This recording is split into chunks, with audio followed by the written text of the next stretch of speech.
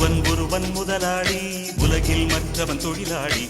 விதியை நினைப்பவன் ஏமாளி, அதை வென்று முடிப்பவன் அறிவாளி.